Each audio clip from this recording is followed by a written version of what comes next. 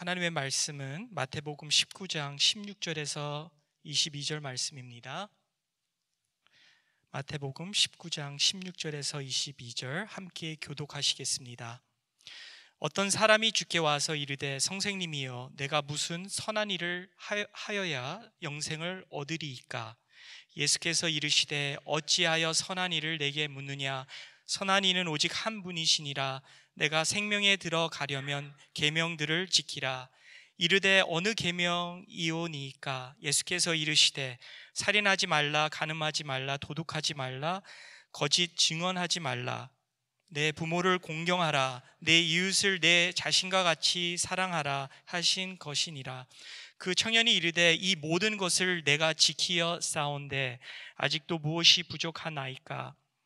예수께서 이르시되 내가 온전하고자 할진대 가서 내 소유를 팔아 가난한 자들에게 주라. 그리하면 하늘에서 보화가 내게 있으리라. 그리고 와서 나를 따르라 하시니. 다 함께요. 그 청년이 재물이 많음으로 이 말씀을 듣고 근심하며 가니라. 아멘. 오늘 말씀을 전해주시는 목사님은 양성구 목사님, 베델교회 협동 목사님이십니다. 그리고 또 조지 팍스 대학교의 이렇게 교수님이신데요. 늘 너무나도 귀한 말씀을 준비하고 저희 베델 성도님들을 위해 이렇게 말씀을 오늘 전해주시는데요. 명품 신앙의 원리 3가지라는 제목으로 오늘 말씀을 전해주십니다. 따뜻한 박수로 목사님을 환영하겠습니다.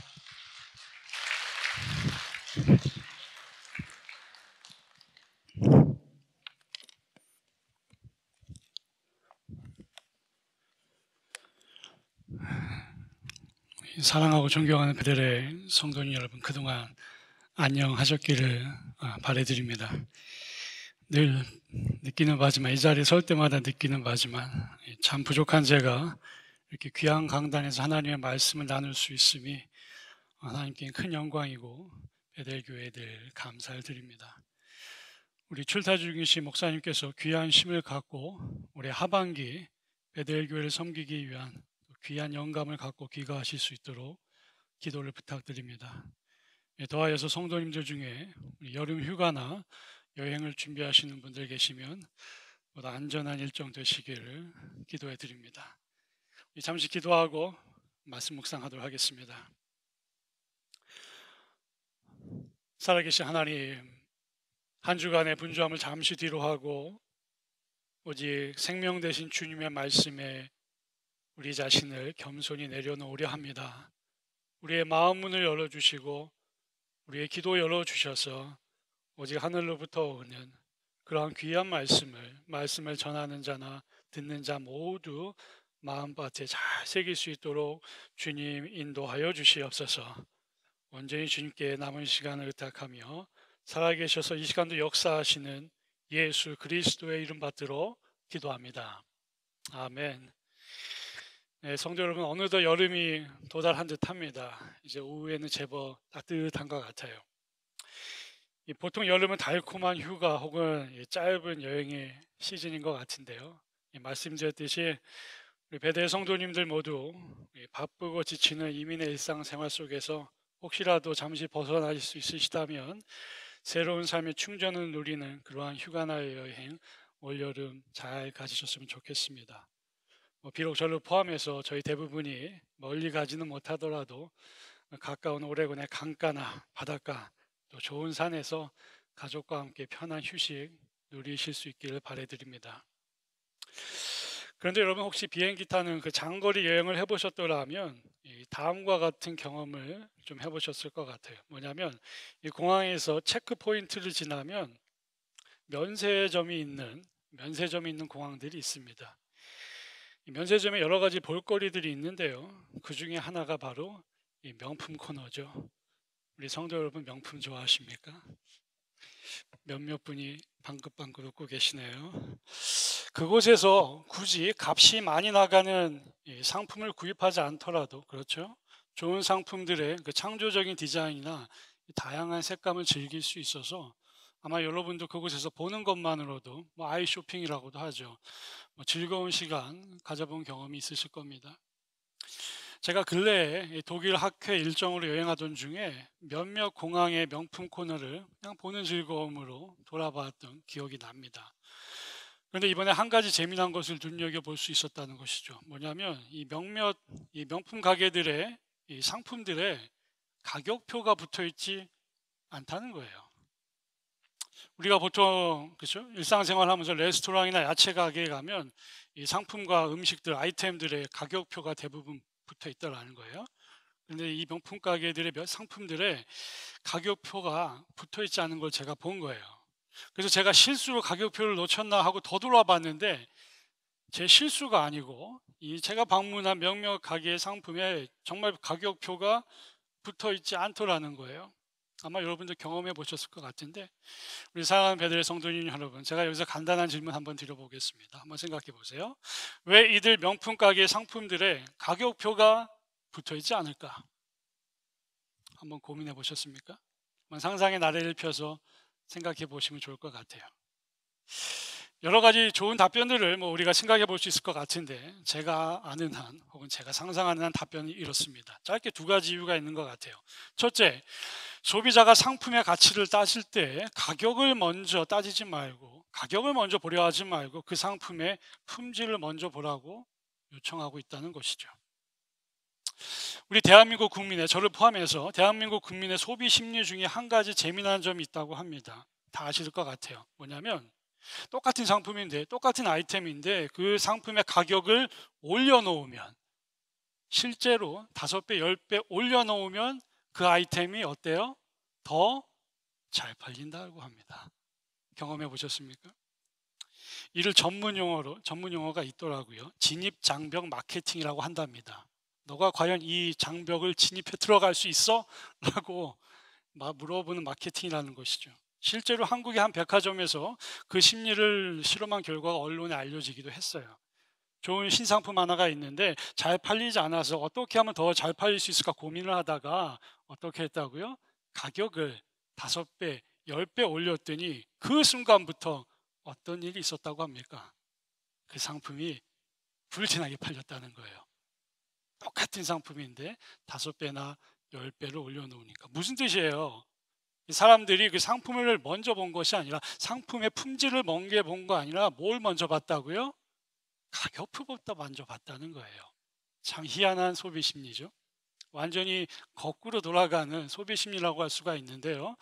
이 공항의 명품 가게에서 그 아이템들의 가격표를 달아놓지 않은 이유가 바로 그것이 아닐까. 소비자들의 잘못된 소비 심리를 한번 바로잡아 보겠다는 거죠. 상품을 볼 때, 명품을 볼 때 가격을 먼저 볼 게 아니라 뭘 먼저 보라고요? 품질을 먼저 보라고요.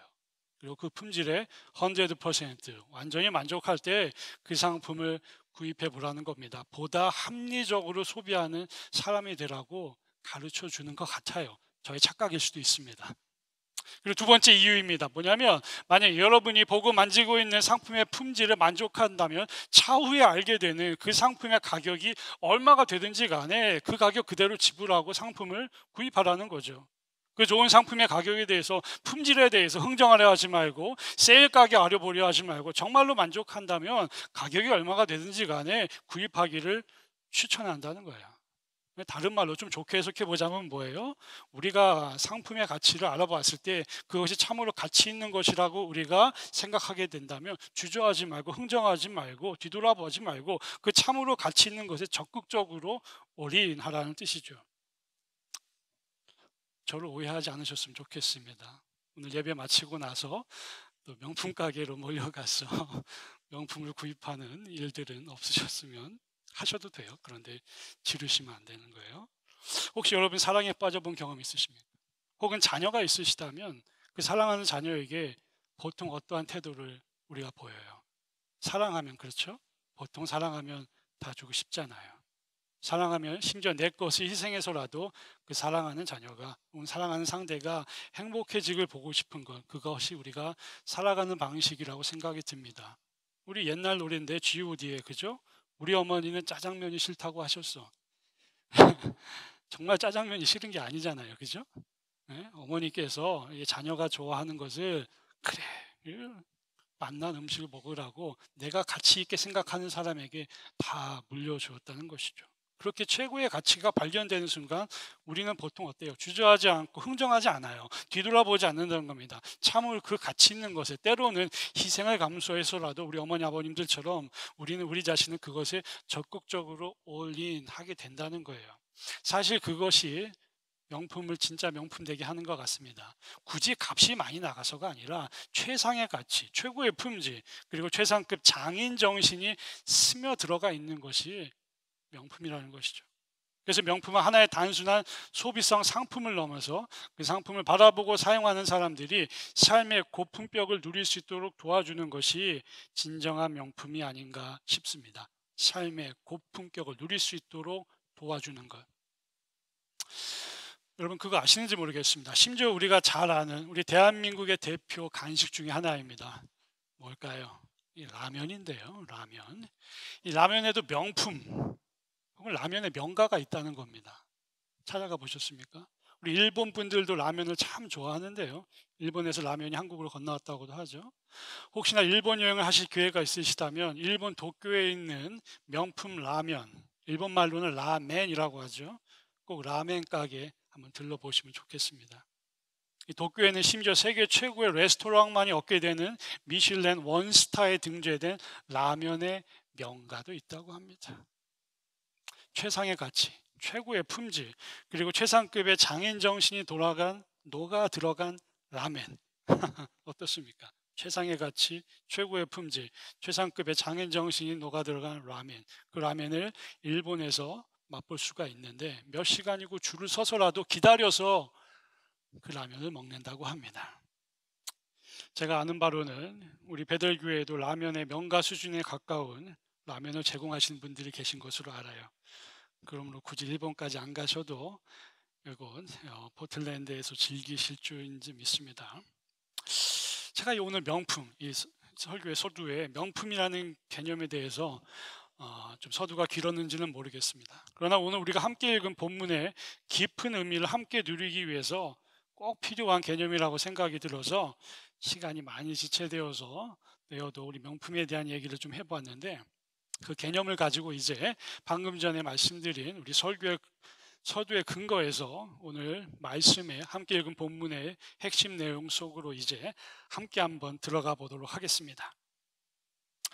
오늘 설교의 제목은 우리 주보에 나와 있듯이 그리고 화면에도 써 있는데요. 명품 신앙의 원리 세 가지입니다. 명품 신앙의 원리 세 가지. 그래서 우리 이 아침에는 함께 읽은 본문의 말씀 속에서 그 명품 신앙의 원리 세 가지가 어떻게 잘 녹아 들어가 있는지 함께 살펴보는 시간이 되었으면 합니다.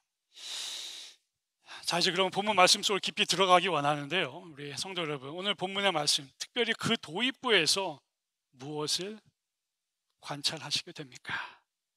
여러분이 잘 보듯이 본문의 시작에서 아주 흥미로운 대화가 발생하죠. 한 부유한 청년이 예수님을 찾아와서 그러한 질문을 합니다. 어떤 질문이죠? 예수님, 제가 무엇을 하여야 영생을 얻을 수 있겠습니까? 잠시만요.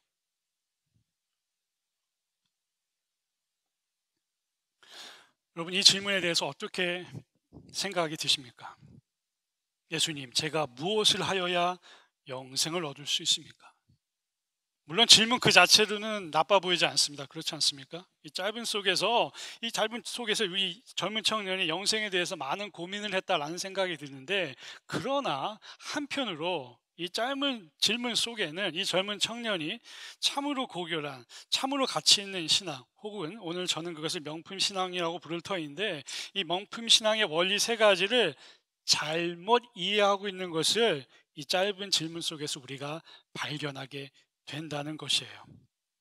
그래서 이 아침에 우리는 이 본문을 제3자의 관점에서 이 둘 간의 대화를 보면서 우리에게 주님께서 주시는 좋은 가르침을 발견할 수 있으리라는 생각이 듭니다. 다시 말해서 이 젊은 청년이 잘못 이해했던, 그래서 이 이야기를 읽는 우리에게는 반사적으로 좋은 가르침이 될 수 있는 기독교 신앙의 진수를 한번 같이 살펴볼 수 있는 본문으로서 우리가 접근하겠다는 것입니다. 특별히 오늘 이 청년이 잘못 이해했던 참 좋은 신앙, 혹은 명품 신앙의 원리 세 가지를 한번 같이 이 시간 고찰해 보도록 하겠습니다.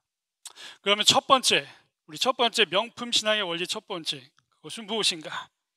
그 첫 번째 원리는 바로 이것입니다. 영생의 약속은 크리스천의 삶의 목적이 아니라 영생의 약속은 크리스천의 신앙의 첫 번째 결과 혹은 시작점이라는 것입니다. 오늘 이 본문에 등장하는 젊은 청년이 이 기독교 신앙의 핵심을 완전히 거꾸로 이해하고 있다는 것이에요. 이미 하나님을 믿는 순간 이 청년은 하나님을 믿고 있습니다. 하나님을 믿는 순간 이미 예수 그리스도를 구주로 영접하는 순간 영생의 약속은 이미 나의 삶에 성취된 것인데, 잘 들으셔야 돼요. 이 청년은 영생이라는 목표를 향해 나의 삶에 나아가야 한다고 거꾸로 생각하고 있는 거예요. 여러분, 이것은 상품으로 비유하자면 매우 저가적인 크리스천 신앙의 이해라고 할 수가 있어요. 가진 낮은 단계의 신앙 이해라는 겁니다. 왜냐하면 우리가 잘 이해하듯이 영생을 신앙의 목적으로 삼는 순간 그리스도를 믿는 신앙이 도구화될 가능성, 혹은 잠시 후에 살펴보겠지만 우리의 신앙이 영생이라고 하는 목표를 향해 나가가는 도구화될 위험성이 있다는 것입니다.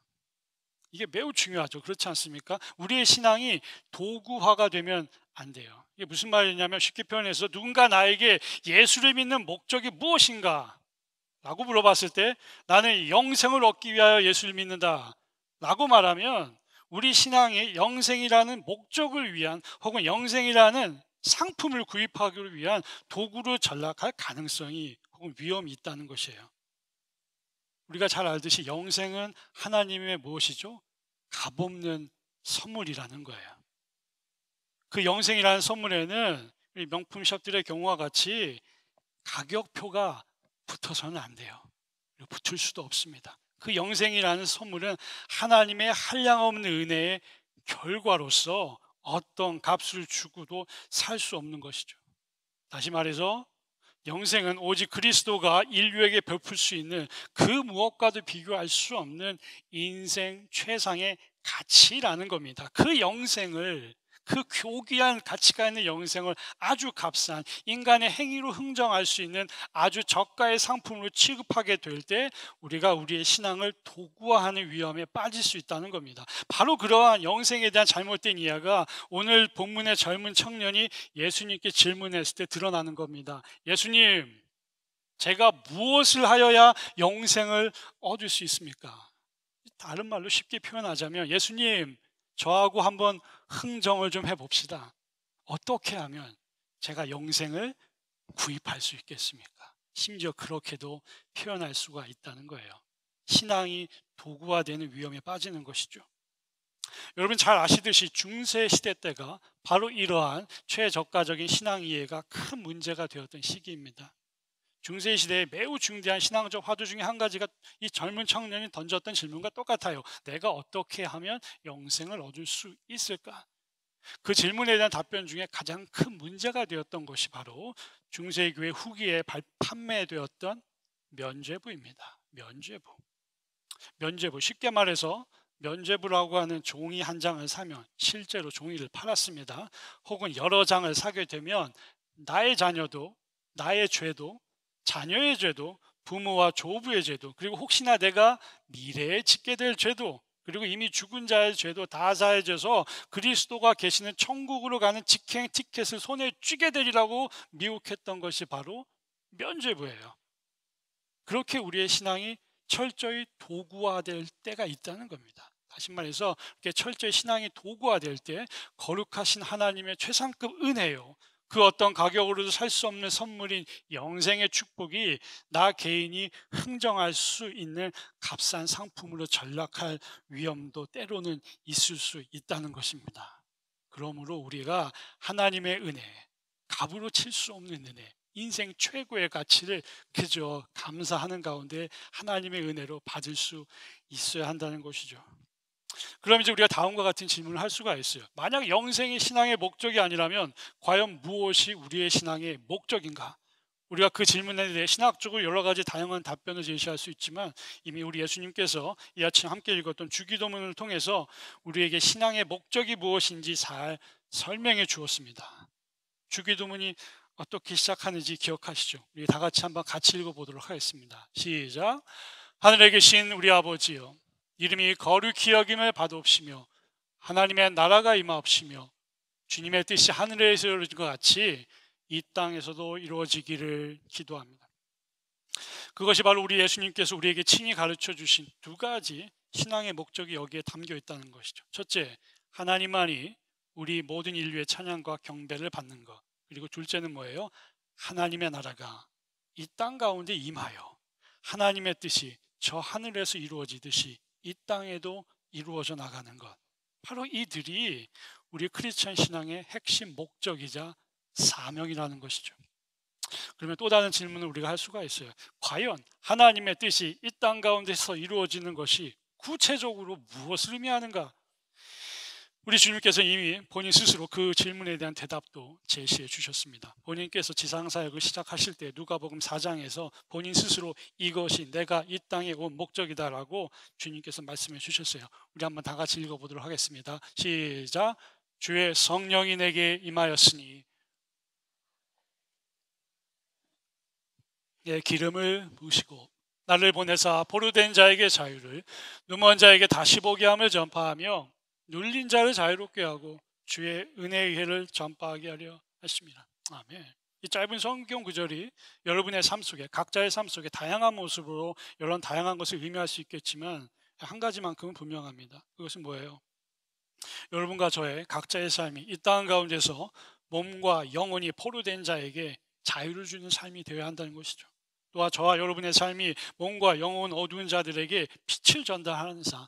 마태복음 28장에 따르면 우리는 예수님의 권위를 위임받은 주님의 제자들이잖아요. 그 권위를 가지고 이 땅 가운데서 삶과 몸과 영혼이 어두운 자들에게 빛을 전달하는 삶. 지금 타 올라가서 우리 귀한 성도님들께서도 지금 선교를 하고 계시잖아요. 어두운 이들에게 빛을 전하는 삶. 또한 저와 여러분의 삶이 물질과 마음의 가난함으로 고난받는 이들에게 따스한 밥 한 그릇이라도, 또 뜨거운 기도의 후원이라도 우리가 베풀 수 있는 삶. 그리하여서 종국에는 저와 여러분의 삶이 하나님의 나라와 그분의 뜻을 이 땅 가운데 일으켜내어 세워가는 삶. 바로 그러한 삶을 우리 모두가 살아가야 한다는 것입니다. 그리고 우리 모두가 그러한 삶을 살고 있는 줄 믿어요. 사랑하는 베들레 성도님 여러분, 이것이 바로 명품 신앙의 첫 번째 원리일 것입니다. 다시 말해서 영생은 그리스도 신앙의 목적이 아니라 그 신앙의 시작점이고, 그리고 그 신앙을 통해서 하나님의 뜻이, 하나님의 놀라운 뜻이 나를 통하여, 저와 여러분을 통하여 이 땅 가운데 이루어져 간다는 것, 그것이 바로 명품 신앙의 첫 번째 원리인 줄 믿습니다. 사랑하는 베들레 성도님 여러분, 바라고 소망하기는 이 명품 신앙의 첫 번째 원리를 잘 이해해서 또 그것을 깊이 묵상하고 또한 삶 가운데 실천하는 가운데 저와 여러분의 삶을 통해서, 그렇죠? 저와 여러분의 삶을 통해서, 다른 것이 아니라 저와 여러분의 삶을 통해서 하나님의 나라가 이 땅 가운데 세워지고 더해서 그리스도의 복음이 저 땅 끝까지 쭉쭉 뻗어나가게 되길 주님의 이름으로 축원합니다. 이제 명품 신앙의 원리 두 번째를 살펴보겠습니다. 두 번째 원리는 이것입니다. 곧 그리스도를 구주로 고백하는 우리의 믿음조차도 우리의 것이 아니라 전적으로 하나님께로부터 온다는 것입니다.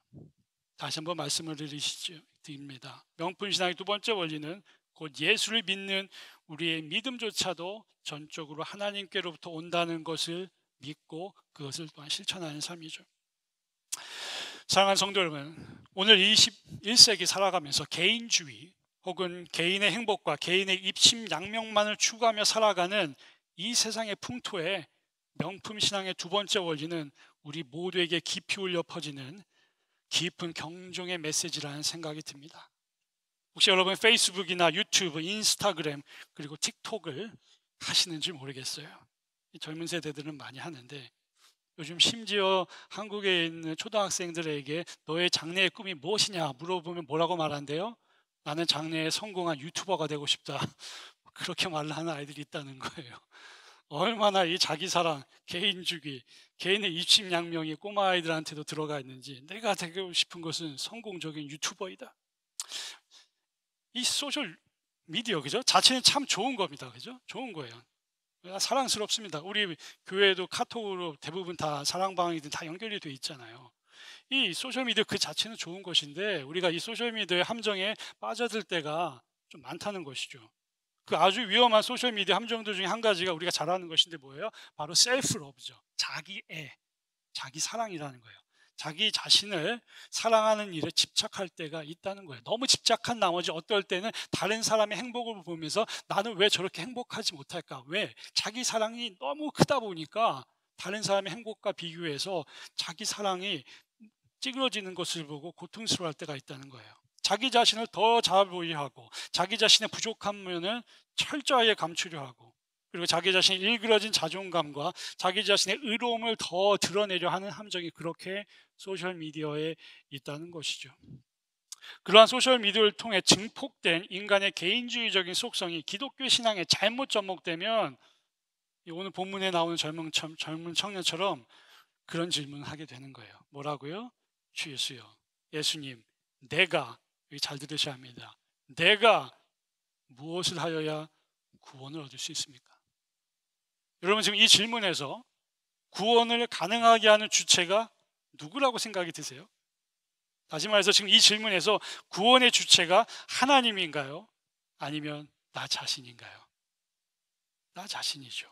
질문이 뭐예요? 예수여, 내가 무엇을 하여야 구원을 얻을 수 있겠습니까? 질문의 주체가 자신이라는 거예요.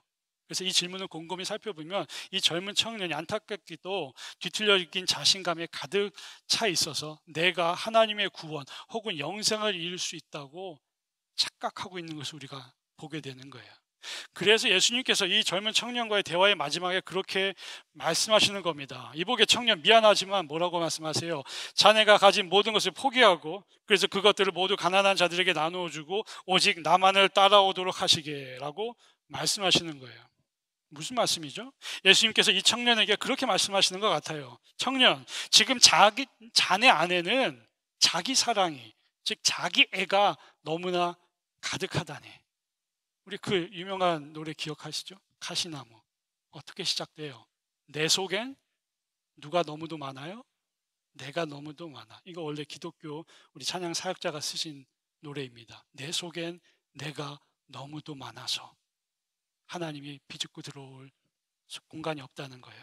바로 그러한 자기 사랑과 자기 애와 뒤틀려진 자존감을 다 버리고 청년이여 나를 따라오게나. 바로 그것이 진정한 그리스도인의 삶이야 라고 예수님께서 이 청년에게 말씀하시는 것 같습니다. 여러분 우리가 이 문장 혹은 이 구절을 잘못 문자 그대로 읽고 해석하면서 이 청년이 자신의 재산을 다 주님께 드리지 못해서 즉 부유한 청년이어서 구원을 받지 못했다 그렇게 생각하면 그렇게 해석하면 좀 곤란할 것 같습니다. 우리가 부자 삭개오에 의해서 보듯이 예수님께서 모든 부유한 청년들에게 모든 자산을 전부 다 나누어 주고 자신을 따르라고 하지는 않아요. 그것이 아니고 예수님께서 원하시는 것은 뭐예요? 우리가 세상의 큰 영향으로 인해서 우리 안에 깊이 뿌리 박힌 너무나 큰 자기 사랑과 자기 자존심과 자기 자랑을 내려놓을 수 있는 그러한 수준의 영적 겸손을 기대하신다는 것이죠. 이건 조금 빗나가는 얘기가 될지 모르겠지만 도움이 될 것 같아서 말씀을 드립니다. 그리고 오늘 설교 후반부에도 잘 연결이 되는데요. 오해하고 들으시면 안 됩니다. 끝까지 이야기를 잘 들으셔야 돼요. 뭐냐면 예수를 잘 믿으면 부를 축적할 가능성이 있다는 것입니다. 오해하고 들으시면 안 돼요. 뜬금없이 제가 무슨 말을 하는지 아리송하시겠지만 오해하지 않도록 잘 설명을 드리겠습니다. 이 화면을 보시면 서양 경제학에서 매우 유명한 책이 있어요. 굉장히 유명합니다. 막스 베버라고 하는 학자가 쓴 책인데요. 우리말로는 프로테스탄트 윤리와 자본주의 정신이라고 번역되어 있습니다.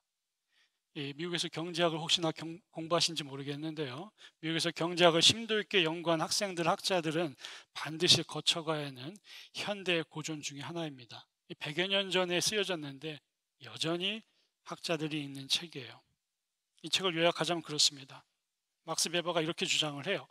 서구의 자본주의적 경제 시스템과 그로 인한 물질적 축복적은 개신교의 윤리의식에서 빠져나온 것이다. 발전된 것이다. 혹은 적어도 기독교의 독특한 윤리의식 덕분에 서구 사회가 자본주의 경제를 탄생시킬 수 있었다는 겁니다. 왜냐? 그는 말하죠. 개신교는 근검 전략을 독려하고 권면하고 사치 생활을 장려하지 않기 때문이다. 또한 장로교의 모태가 되는, 우리 베들교도 장로교죠. 장로교의 모태가 되는 칼빈의 신학 사상을 통해서 기독교는 이 세상의 모든 직업을 거룩하게 생각하게 되었다는 것입니다. 이게 중요한데, 칼빈 이전의 중세 시대에는 세상의 직업을 좀 천하다고 생각을 했어요. 오직 교회 사제의 직업만이 최상급으로 여겨졌던 시대가 중세 시대인데, 칼빈의 신학 사상을 통해서 세상의 직업이 뭐예요? 하나님에게서 나에게 주신 calling, 즉 거룩한 임무라고 생각하게 되었다는 것이에요. 세상의 직업이, 교회 밖의 직업이 하나님께서 나에게 주신 거룩한 임무라고, 컬링이라고 생각하게 되었다는 것이에요. 그리고 기독교인들이 그렇게 하나님께서 내게 주신 직업이, 직장이 세상의 일이 거룩한 콜링이니 그것이 충실하게 담당할 수, 그리고 담당하게 되었다는 것이죠. 더하여서 절약전신의 실천을 통해서 사치를 하지 않게 되니 여유로운 물질과 자본이 쌓여가게 되고, 그렇게 쌓여진 물질과 자본을 다시 여러 가지 경제활동과 연구를 통하여 매우 생산적인 재투자를 하게 되니 결과적으로 서구 사회에 부유한 개인과 부유한 나라가 많아질 수 있었다라고 그렇게 논지를 펴니다. 사실 그는 그렇게 설명하는 차원을 넘어서 그렇게 믿었습니다. 즉 기독교의 신앙이 서구 사회가 부를 축적하는 데 큰 공헌을 하였다라고 믿었던 것이에요. 그런 의미에서 제가 예수를 잘 믿으면 부를 축적할 가능성이 있다라고 말씀을 드려보는 겁니다. 오해하지 않고 이 얘기를 들으셨으면 좋겠어요. 성도 여러분, 우리는 이 막스 베버의 이론이 어느 정도 맞는지는 알 수 없습니다. 그러나 여전히 100년이 지난 지금도 읽고 있어요. 그러므로 만약 그의 주장이 정말 맞다면 오늘 이야기에 나오는 젊은 청년이 부유했기 때문에 예수님을 따라 나서지 못했다라고 말하는 것은 포인트를 잘못 잡는 해석이라는 거예요. 오히려 핵심 포인트는 이 젊은 청년과 우리 모두가 자기 사랑, 자기 자존심, 그리고 자기 자랑을 다 내려놓고 하나님을 사랑하고 자기 겸손을 배우며 예수님 사랑을 내 삶의 핵심 모티브로 바꾸어 놓아야 한다는 것이 이 말씀의 핵심 포인트가 될 것입니다. 그리고 그 신앙의 핵심 중에 핵심으로서 우리는 우리의 믿음조차도 나의 것, 나의 자랑이 아니라 그 믿음조차도 하나님께로부터만 온다는 것을 고백해야 된다는 것이죠. 우리가 종종 종교개혁기 때 등장한 중요한 개념인 이 이신칭의를 조금 잘못 이해할 때가 가끔 있습니다. 이신칭의 무슨 뜻이죠? 이신, 믿음으로 인하여, 칭의, 내가 의롭다함을 받는다, 그런 뜻이죠. 라틴어로는 솔라 피데라고도 하고 영어로는 faith alone이라고도 하는데, 이 이신칭의 개념 자체는 매우 좋은 것이죠. 그렇죠? 우리가 믿음으로 말미암아서 구원받는다는 것은 참 좋은 것인데, 우리가 이 개념을 적용함에 있어서 가끔씩 나의 믿음이 된다고 하는 생각을 하게 된다는 거예요. 혹은 나의 믿음의 행위로, 즉 내 스스로가 만들어낸 나의 신앙으로 인하여 내가 의롭다함을 받는다라고 착각할 위험성이 가끔씩 있다는 거예요. 그래서 예수님께서 오늘 이 수사학적으로 젊은 청년에게 그렇게 물어보시는 거예요. 자네는 하나님께서 지키라고 한 모든 계명을 지켰느냐라고 물어보시는 거예요. 이게 참 지혜로운 예수님이 만들어낸 수사학적인 함정이죠. 이 함정에 젊은 청년이 빠진 거예요. 그죠? 예수님은 분명히 이 젊은 청년이 자존감이 높으니까, 자기 사랑이 크니까, 예 주님, 내가 그 모든 계명들을 다 지켰습니다. 저는 살인하지 않고, 간음하지 않고, 도적질하지 않고, 거짓말하지 않고 이웃을 참 사랑하며 살아갑니다. 고로 제가 영생을 획득할 조건이 되었습니까? 그렇게 생각하고 있었을 거예요. 예수님은 그것을 이미 알고 있었던 것이죠. 예수님은 이미 이 청년이 자기 애와 자기 사랑으로 가득 찬 것을 간파하고서, 그러므로 그렇게 자기 자랑과 자기 의로 가득 찬 청년에게 예수님께서 말씀하시는 거예요. 뭐라고요? 다 내려놓으라는 거죠. 네 안에 네가 너무도 많아. 그것을 다 내려놓으라는 거예요. 그리고 나를 따라오너라. 너의 자랑, 너를 향한 사랑, 너의 모든 의로움을 내려놓고 나를 따르라라고 말씀하시는 것 같아요. 성도 여러분, 이것이 바로 명품 신앙의 원리 두 번째가 아닌가 싶습니다. 이 세상에 살면서 인생의 최고 가치가 되시는 예수님만을 찬양하고 드높이는 삶, 그것이 바로 명품의 가치가 있는 그리스도의 삶이라는 생각이 들어요. 그런 측면에서 보면 이 칼빈의 중요한 신학 사상 중에 또 하나죠. 토털 디프레비티, 전적인 타락이라고도 하는데, 이 개념이 사실상 맞는 것 같아요.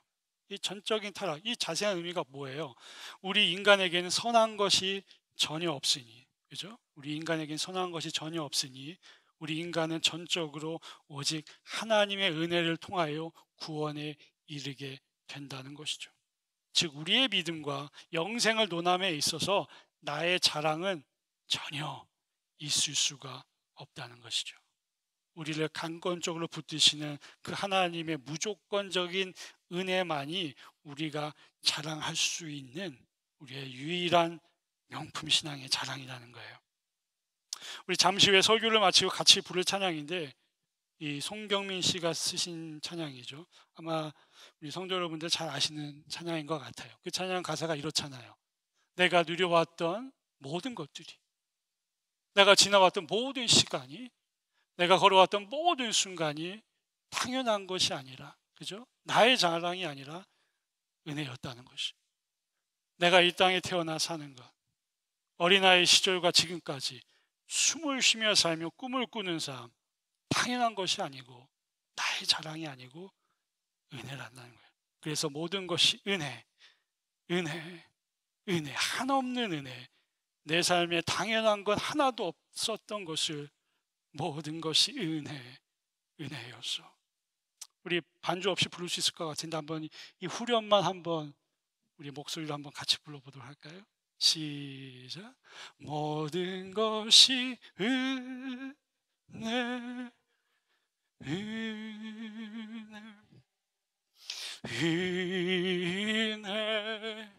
한없는 은혜.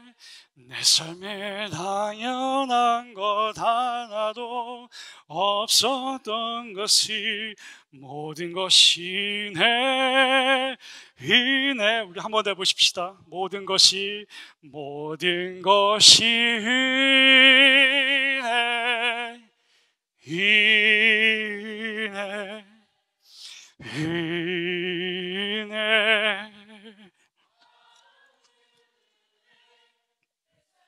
당연한 것 하나도 없었던 모든 것이 은혜였소. 아멘. 성도 여러분, 모든 것이 은혜인 줄 믿습니다. 그리고 이것이 진정 명품 신앙의 두 번째 귀한 원리인 것 같아요.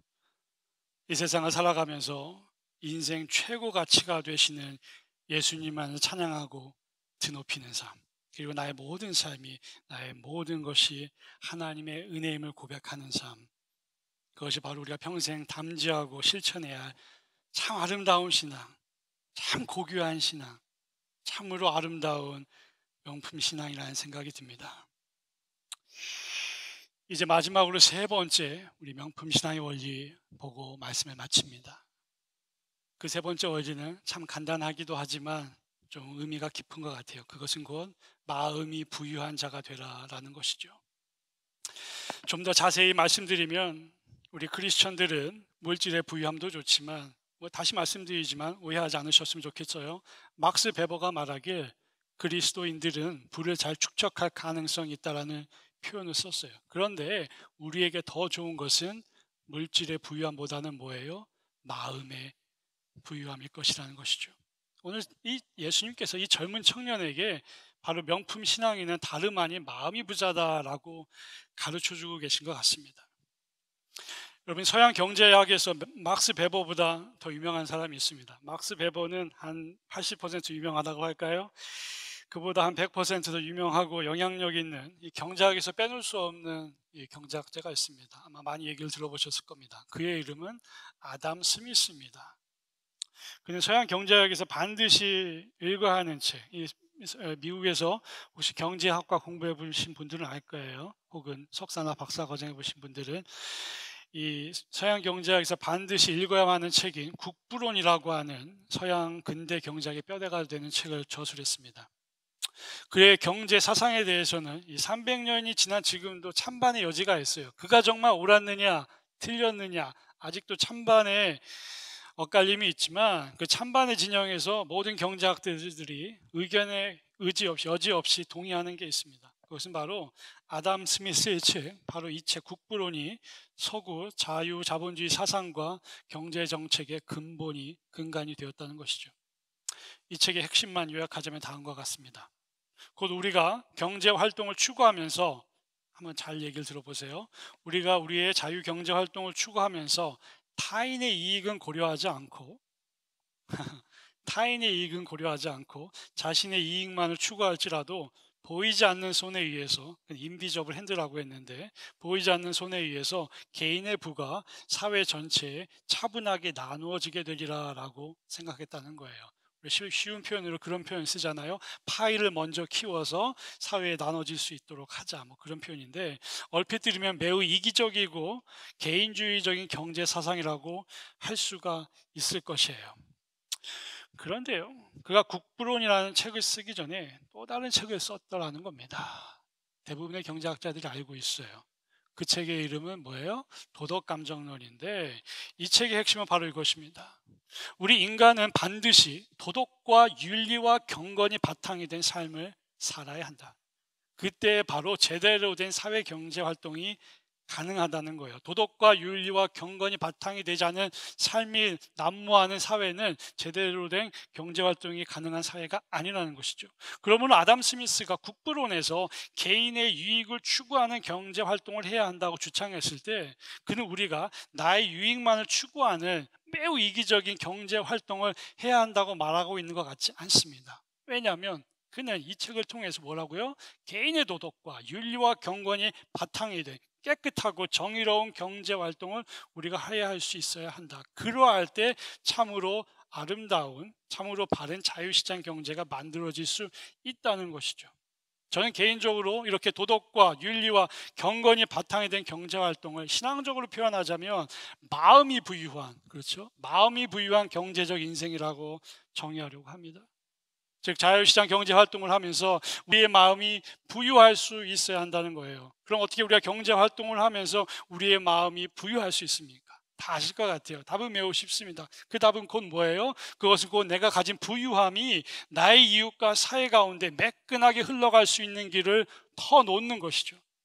마치 고여있는 웅덩이의 물이 온전할 수 없게 썩어 들어가는 것처럼 그 웅덩이의 물이 자유스럽게 흘러갈 때 비로소 그 고인물이 깨끗하게 유지되는 것처럼 우리도 위의 부유함에 자유롭게 흘러갈 수 있는 길을 터놓아야 한다는 것입니다. 그런 의미에서 우리는 그렇게 말할 수 있어요. 저는 그렇게 말할 수 있습니다. 부유한 자가 되십시오. 부를 잘 축적하십시오. 그렇게 하실 수 있다면 유복한 자가 되십시오. 그러나 더 중요한 것이 있으니 뭐예요? 물질이 부유한 자로서만 머물지 마시고 마음이 따뜻한, 마음이 참으로 따뜻한, 그렇게 도덕과 윤리와 경건이 바탕이 된 경제적인 삶을 살아가는 부유한 자로 살아갈 수 있어야 한다는 것입니다. 저는 그것이 예수님께서 이 젊은 청년에게 원하셨던 것이라고 생각이 들어요.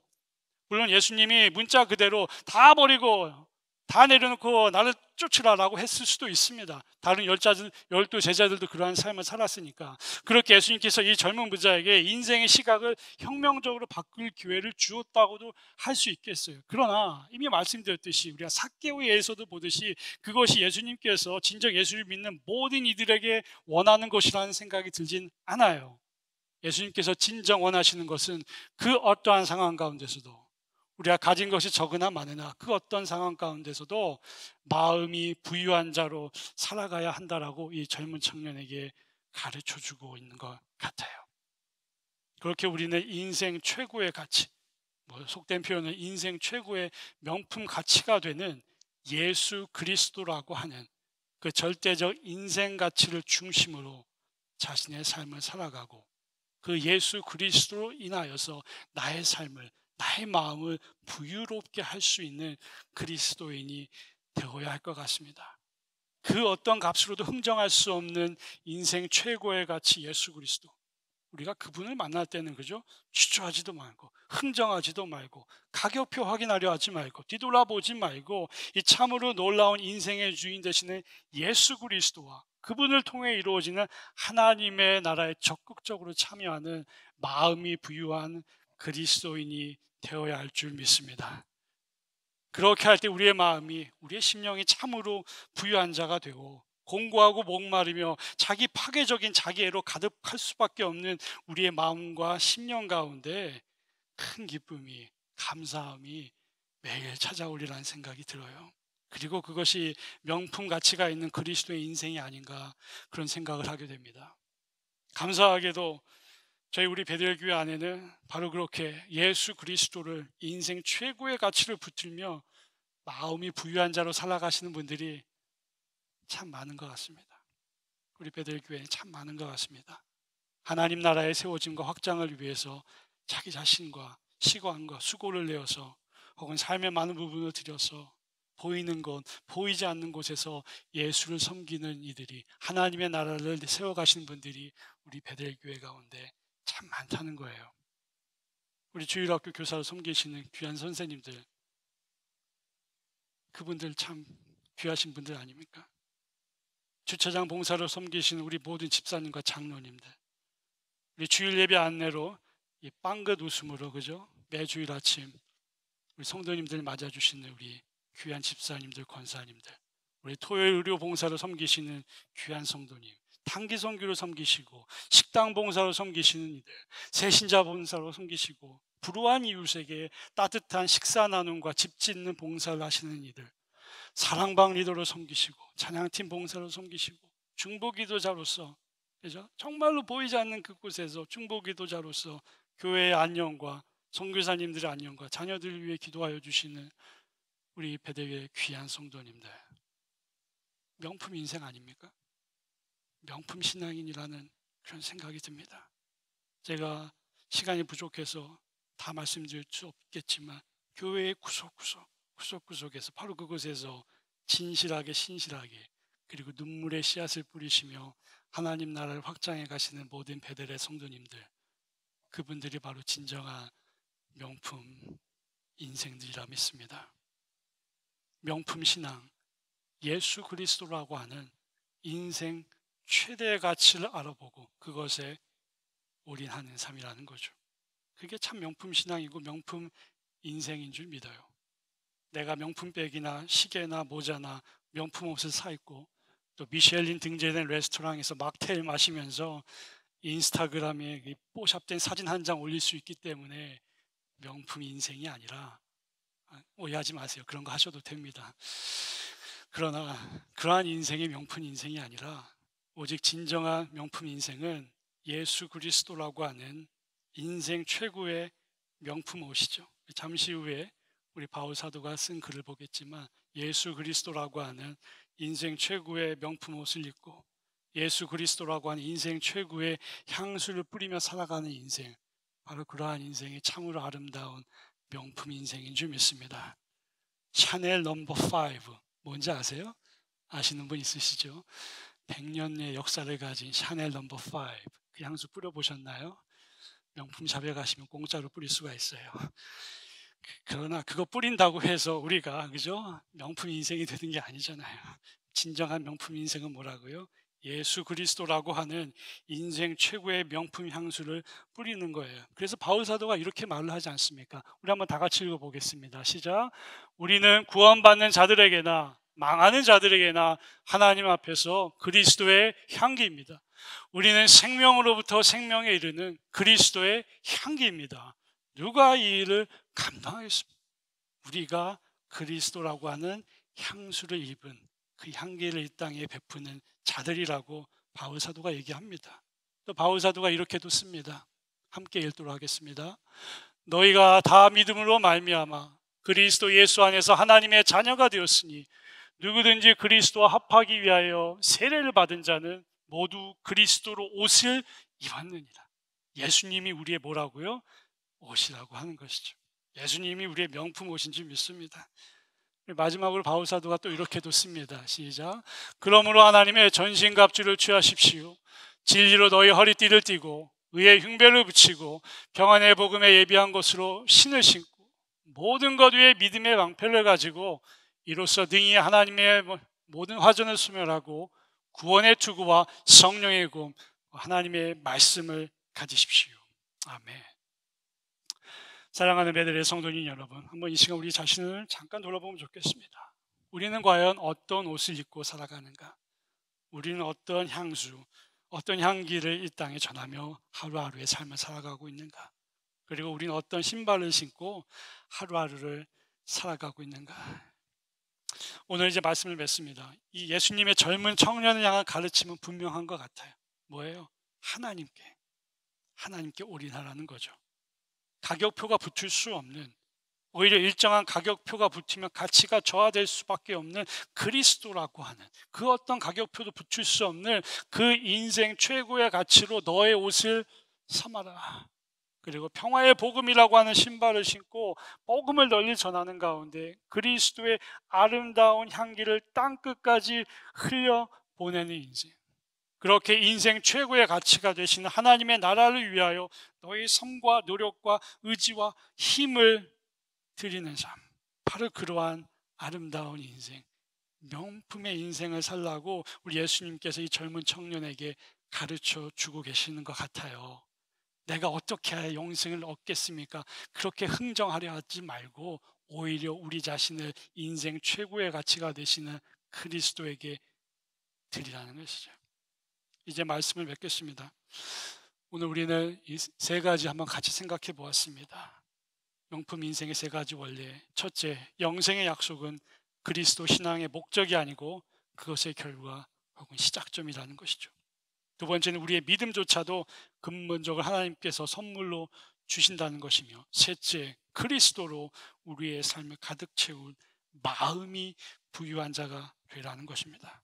바라고 기도하기는 저와 여러분이 오늘 하루를 살아가시며 또 다가온 한 주일을 살아시면서 이 한 주간 동안 저와 여러분 모두가 예수님께서 주신 이 명품 신앙의 원리들을 잘 따르는 가운데 하나님의 은혜에 크게 감사하고 우리 주님의 나라의 확장을 위하여 힘차게 살아가시는 주님의 제자들이 되시기를 주님의 이름으로 간절히 축원드립니다.